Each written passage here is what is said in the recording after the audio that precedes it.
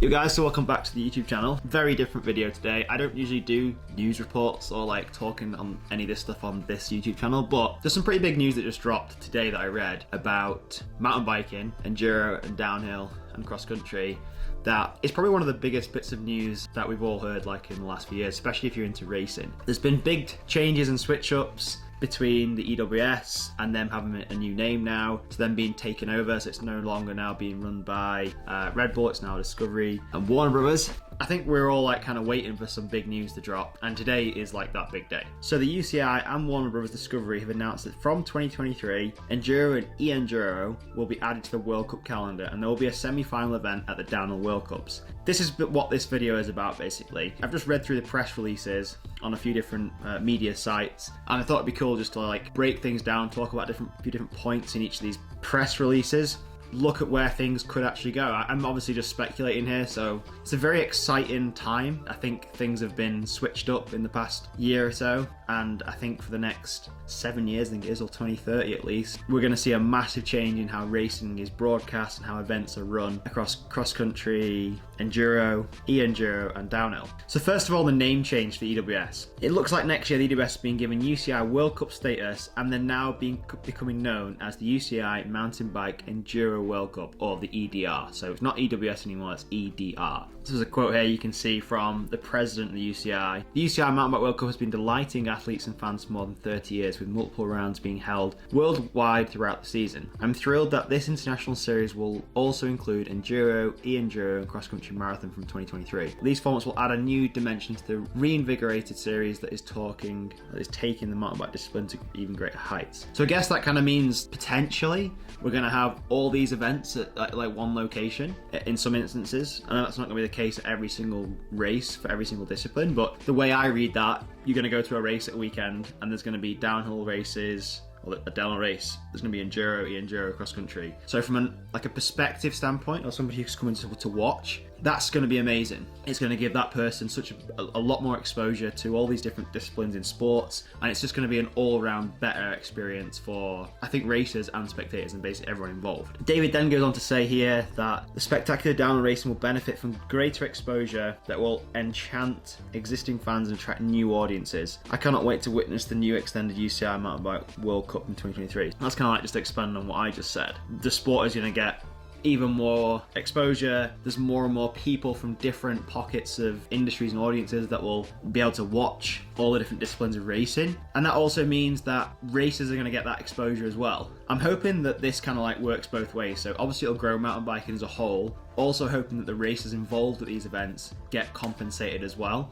If the racers aren't at these events, then there is no races. A rising tide lifts all boats. It'd be nice to see racers as well as event organisers and spectators benefit from all this change as well, which I'm positive that this is going to happen. It also says here on Pink Bike that with this new switch up and the EWS now becoming the EDR, there's also a change in having a new point system. So there isn't any detail on this at the minute in this press release. I'd be interested to see more about that when it comes out. All it says here is an overall classification will be decided on these points and for the last stage. The start order will be switched up based on the points ranking, meaning the riders with the most points will be setting off last. So I guess that's kind of potentially going to be similar to this new change that has been brought into the Downhill World Cups, where they've got a semi-final. I think this is kind of like what Formula One is kind of like. So you would have a qualifying race where you would do time lapse, and then that would kind of base you on the start grid, and then I think they have a short course race in Formula One, and then based on where you finish in that short course race is where you end up on the grid for the actual final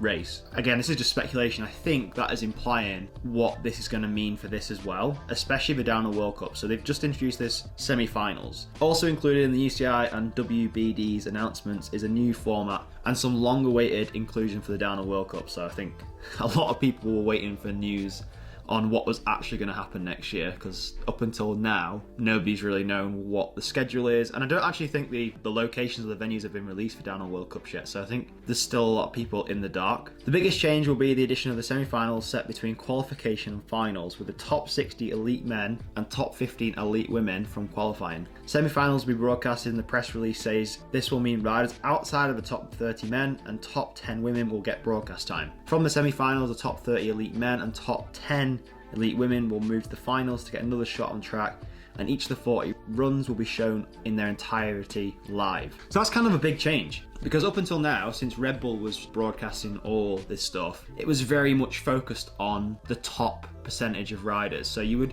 very rarely see riders placing outside of a top 20, or I think it was top 30 that was broadcasted. I wasn't really a big fan of that. I was more of a fan years ago when Freecaster used to broadcast these events, and you could actually watch way more riders who were outside of the top 30 in their race runs. And I thought that was way better for the sport, because it's way more relatable as a spectator, and it's just way more fun to see. Whereas a lot of the times now we just seeing getting used to seeing the same top 10, top 20, top 30 people. Yeah, I suppose it's cool. I suppose it's where the action is, but I think it's also where the money is as well. Like, obviously money motivates most of this stuff, so the people inside the top 30 are going to got most of the broadcasting time, which is obviously where the money for advertising is and stuff has come from. I think it's kind of a step in the right direction, being able to have a semi-finals in the middle of the qualifying runs that will obviously give way more exposure time to people who wouldn't have got it in the past. I think that's just a good thing. But again, like I said earlier in this, I just hope that riders or racers also benefit from these massive changes as well. Because they're, again, the downhill World Cup now and the Enduro World Cups are so much like riding on a knife edge. If you watch a point of view video of Amaury Pirion or anyone else, or even anyone at the top of the sport in any of the disciplines, they're literally risking their life. The level now is so much higher than it used to be. They're essentially putting their life on the line. So I think they should be obviously compensated very fairly for that. Having more of this screen time for more riders is definitely going to be a good thing, I think. Alongside the big update on the state of racing next year, the press release adds that a full calendar for the 2023 World Cups will be published next week. So they may have already been published when you're watching this, but as of making this video, still nobody knows where these venues are. It's kind of hidden away under the in the dark. I always find with these press releases as well, I'm on Pink Bike now. There's Pink Bike and I've got the EWS page up as well. I take a little bit of a pinch of salt, but I always do go down and have a little bit of a scan through the Pink Bike comments, because there's some very funny ones. But there's also very interesting points that some people are raising. One of which being, like, who is going to commentate on these events? Because obviously we've had Rob Warner, who everyone knows and loves for downhill, and now it seems like he is not going to be commentated from 2023 to 2030 because his contract ended with Red Bull. But I guess he's still going to be commentating for Red Bull events, but maybe not for Discovery and Warburg's. So who knows who's going to take his place? It'll be a very big job to take on, knowing that you have like the reputation of Rob to live up to. I always found that Rob Warner kind of like made the experience of watching a downhill race what it was. Of course, it was cool to sit and watch the downhill races and stuff, but Rob Warner, I felt, made it what it was, especially back in the early Freecast days when there wasn't as many rules, should we say. When Red Bull got on board, it was a bit more stricter. I can't really say it on these videos, but there are people getting quite angry about what may happen next year. And someone actually brought an interesting thing up here as a paywall as well. Will this be a paid event now? Will we have to be paying a subscription model like we do with Formula One, where you pay like a yearly fee or a monthly fee? Be interesting if it is still free or it is going to be paid. Who knows? There's no Warner commentating, from what I understand. They have him and his brother. Well, that's new to me, but it'd be funny if it was. Someone makes an interesting comment here as well about e-bikes being added to the circuit without any standardization of motors. That's an interesting point, actually. There's 100% people playing in grey areas when it comes to e-bike racing at the minute, I personally think. Some of the rulebook states that I'd read that the motors were going to be checked, and some of the e-bike races that I went to, there was no motors that were being checked. There was nothing happening, no regulations or anything. Somebody could technically have a motor that had been tampered with, say, or made to be faster than other people's motors, and you wouldn't even be able to tell. Hopefully, if this e-bike racing has been brought into the UCI like this, then it should be having like checks, a standardization of motors, should we say, across like everyone, so it's fair. Another comment here: I have to wonder if the new DH Riders Union was brought into the conversation regarding the new DH racing rules. So that's interesting. So a few months ago there was talks at the last few races, or maybe throughout the whole of 2022 at the races, there was some downhill racers who were trying to bring together like a riders union, so racers would have more of a say against like tracks and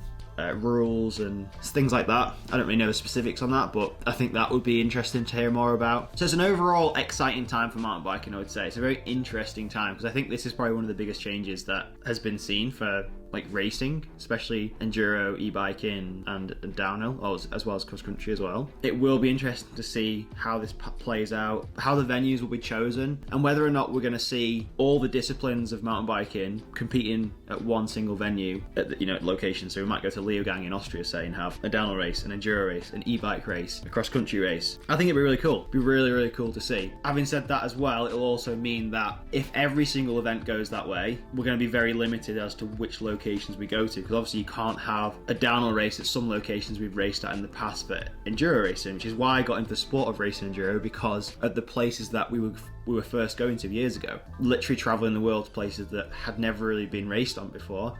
And that was what was so exciting for me to get into for EWS. Over the years, things have kind of become standardized, and like you kind of visit the same locations every year, kind of. I know there've been some new venues that have been brought in, but I wonder if this will tighten the noose a bit on that and have less newer venues, just because we've got to have like a venue that can host all the disciplines. So obviously if it's downhill, you need some way to get right to the top of the hill, so that's probably gonna have to be a gondola or a chairlift. Not everywhere we've been doing enduro racing has those facilities, so who knows? That's just my speculation and opinion. But let me know in the comments below what you guys think of this new big change. I'm really excited to see how it plays out, and I'm hoping it's all for the better.